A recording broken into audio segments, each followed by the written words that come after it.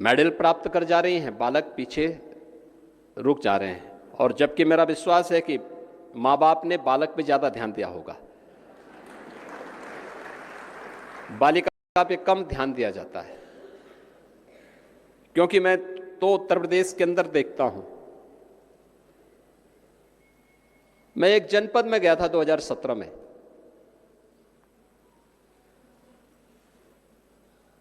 छोटे छोटे बच्चे स्कूल जा रहे थे, बेसिक शिक्षा स्कूल में जा रहे थे। मैंने गाड़ी रोकी,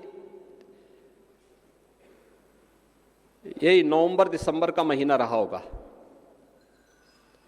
मैंने वहां पर एक बालिका थी, कपड़े भी फटे थे, तीसरी चौथी क्लास की बच्ची थी,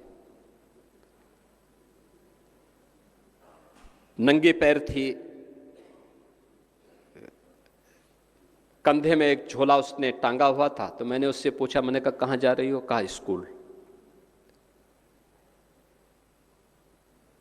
मैंने कहा तुम कितने भाई बहन हो?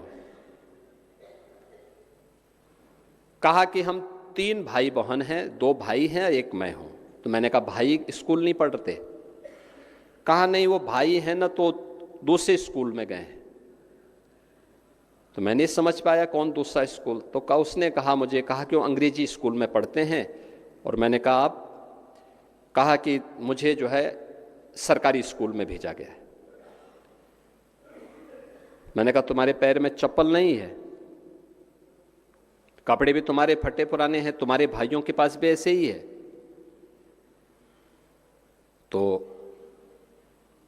उसने कहा नहीं, भाई है ना, तो भाई को तो चप्पल भी, जूता भी मिला है और कपड़े भी मिले हैं।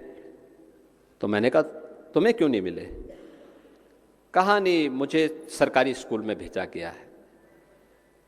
तो मैं लखनऊ आया और लखनऊ मैंने बैठक ली बेसिक शिक्षा परिषद की, और मैंने कहा भी आदेश करो कि हर बच्चे को हम 2 यूनिफॉर्म देंगे और बालक बालिका की एक जैसी यूनिफॉर्म होगी, जूते मोजे भी देंगे, यूनिफॉर्म भी देंगे। 1,91,00,000 बच्चों को हम आज के दिन पे 2 यूनिफॉर्म देते हैं, स्वेटर भी देते हैं, बैग, बुक्स, शूज, सॉक्स सब देते हैं। एक समानता उसके माध्यम से लाने का कार्य किया गया है। याद रखना, जब तक हम समानता नहीं लाएंगे, बालक और बालिकाओं के बीच के विभेद को समाप्त नहीं करेंगे, प्रगति नहीं होगी।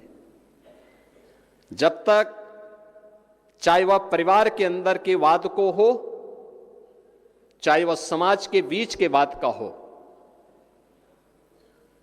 जब तक इस पर कठोर प्रहार नहीं होगा, तब तक प्रगति हमारी बाधित होती रहेगी।